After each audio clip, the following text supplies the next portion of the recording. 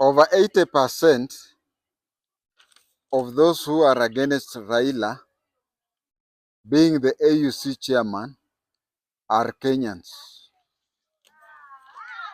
And 80% of those Kenyans are those who have supported Raila throughout.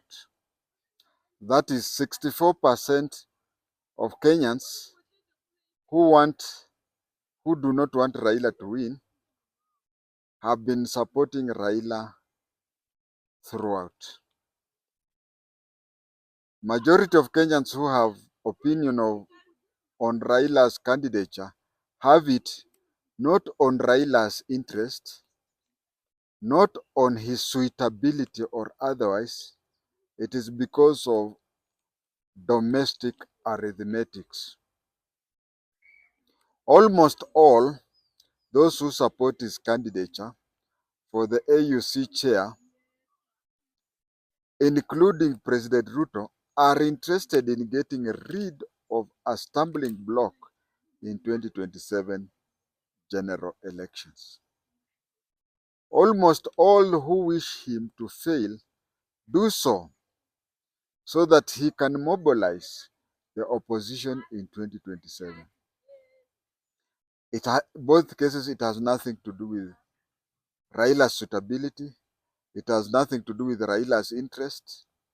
It is that just one side are interested in getting rid of him, and the other side is him being around so that he can mobilize the opposition. In some areas like Luo Nyanza, a good number of MPs will find themselves without an umbrella. Political rain will fall on them. They'll lack something to campaign for because they have always been saying they are near him.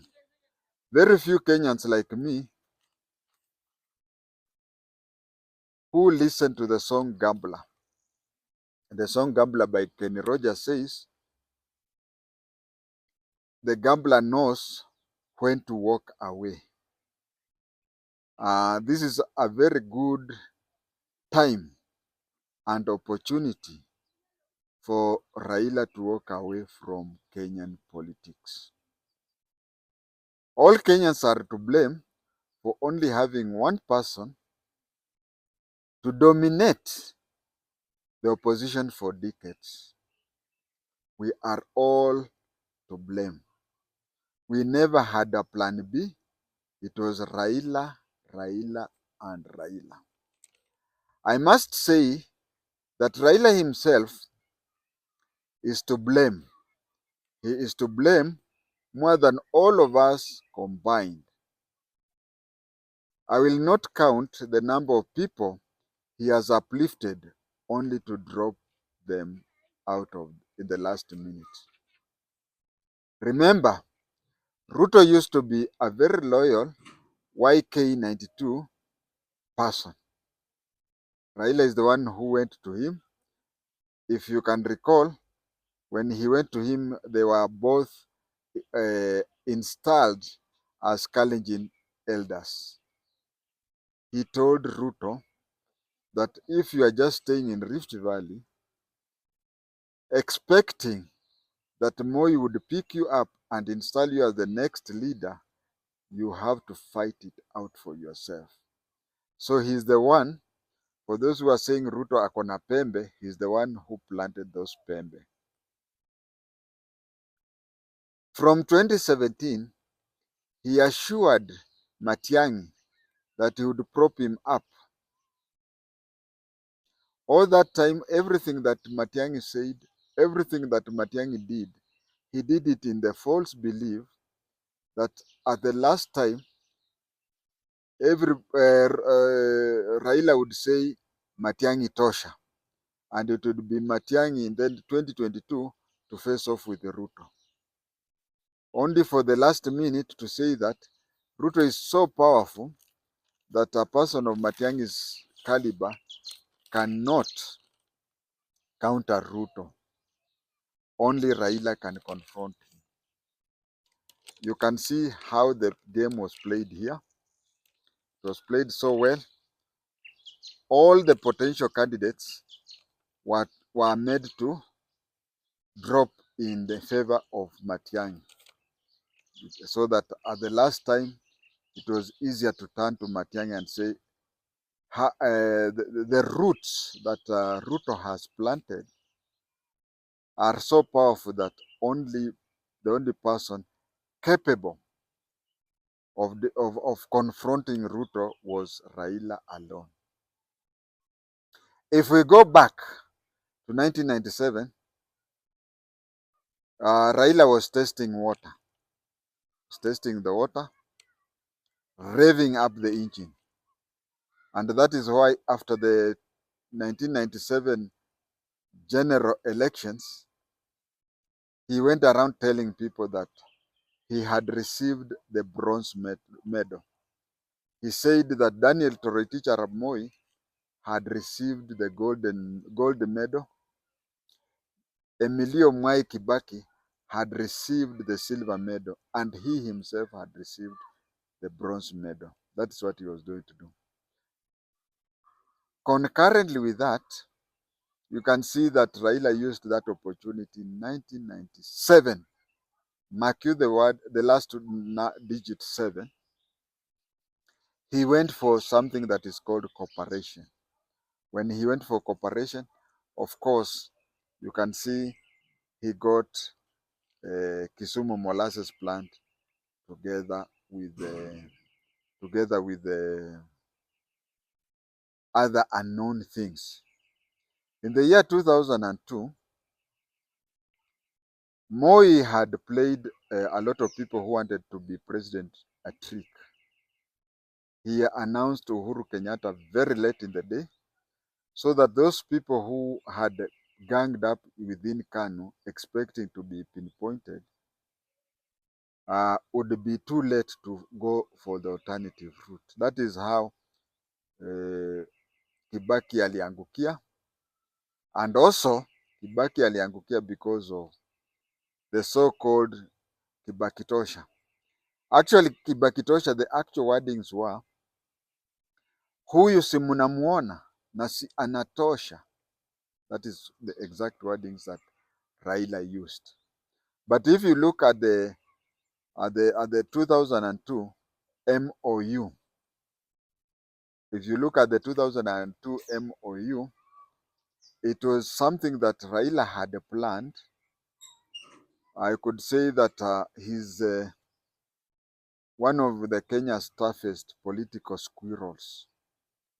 He had organized through something called an MOU to have a French-like government, I nearly said Serekali, to have a French-type government where the president goes around the country campaigning. After he is elected, he then chooses a prime minister who becomes head of the government. So Raila's campaign in 2002 was strictly in the belief that Kibaki would go around, would be installed as the president, and then he would make Raila the executive prime minister through an MOU. But then Kibaki pretended to be the fool and played along. Actually, that is what happens in every campaign election cycle. Somebody tells you, what do you want? You say, then you say, okay, I have accepted and I'll follow it up. But once he is elected, once he has been given the sword, things change. Why am I saying so? Remember in 2013, Jimmy Wanjigi had talked to Uhuru and Ruto and said that he was to bankroll their campaign. After bankrolling their campaign, he only wanted to be given the contract for SGR from Mombasa to Nairobi. And when Uhuru took over, he had already planned to give it to somebody else. So Jimmy Wanjigi was being told there is a second one from Nairobi to Ugandan border. So that is what I'm trying to say, that when somebody is campaigning, especially for the higher the cooler, if someone is campaigning for any position, he will promise or she will promise a lot of things to you, but when he takes over, things change. So Kibaki had agreed that upon being made elected the president, he was going to be the ceremonial president, and Raila would be the executive prime minister. But what happened? Kibaki just told you that the Kenyan constitution has no provision for a prime minister. Come 2007, he gave us his all. And in economics, we call it the law of optimum returns. The law of optimum returns, such that if your business expands, it expands so much that it reaches a certain time when, if you want to extend, instead of getting profit, you will be digging into your profit to maintain the new expanded business. So the apex of Raila's politics was in 2007. 2007 was his, and depending on whoever you talk to, some believe that he won. But then, in any case, a neutral arbitrator is usually the one whom we listen to. And the neutral arbitrator, uh, Justice Kriegler, said that both sides stole the election such that it is hard to conclude which side stole more. Or it is no, both sides stole the election, and it is too hard to determine who won the election. I think coming so near to the seat of power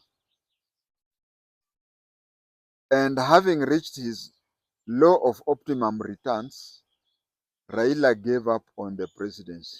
Since then, he has been using it to fill up in his bank accounts. For those of us who want him to lose, so that he comes back and balkanizes an opposition, they should know that this time things are changing. They'll know that these things are changing. The person whom you could not talk in the negative way and be safe is no longer that. Of course, I knew all these things because a year before Jinsi, I had talked of Raila in a video that I said Raila's committee prison secrets that he would never want to be disclosed. In that video, I had said that Raila's tactic is that after you all find yourself in a sinking mud, Raila would just go there single-handedly to negotiate his individual salvation. I had already written that a year or so before the agency came. Now the agency have made it that today the core supporters of Raila, you can find them giving him names, saying that he's somebody who uses opportunity for to line up his pocket. If it were not for the agency and let's say the broad-based government, Raila would have easily gone back and galvanized his team. But then they say that politics is the art of the impossibility. You can just say so much at this time. But definitely, he is with age And the fact that from the year 2007, he has started declining through his influence. Some of the things that he tells people, for example, he has been telling people in Kenya that he's a Luhya of the Wanka tribe. But when he went to campaign for the AUC chair, he went to Sudan and told the Sudanese people that his Luo people came from Sudan. So you can see that it is quite easy to start remembering it is quite easy to remember the Swahili saying that says that nyani siku ya kukufa miti yote huteleza. As of now, there is only two options, that he either wins the AUC chair or retires. He either wins the AUC chair or retires. There is no third thing. If he comes back, he will not be as effective as he has always been. Personally, I don't see Ruto losing 2027. I believe that Matiang'i falls into the Kibaki type of presidency. Less politics and more development. But can he be elected? Kibaki was elected because of various reasons. Moi had completed his terms. Remember, Ruto will be going for the second time. But that time, Kibaki was going against Moi, who had served his second and last term. So Kibaki was not contesting against a sitting president. All heavyweights had ganged up against the government.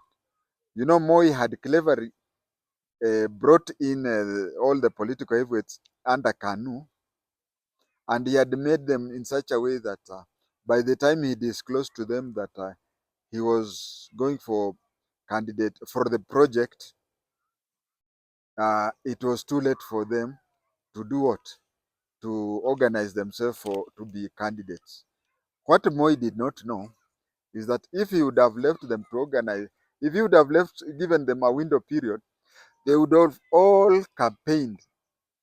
And if they would have all campaigned, whatever Kibaki got, they would have shared. And Uhuru would have been the president.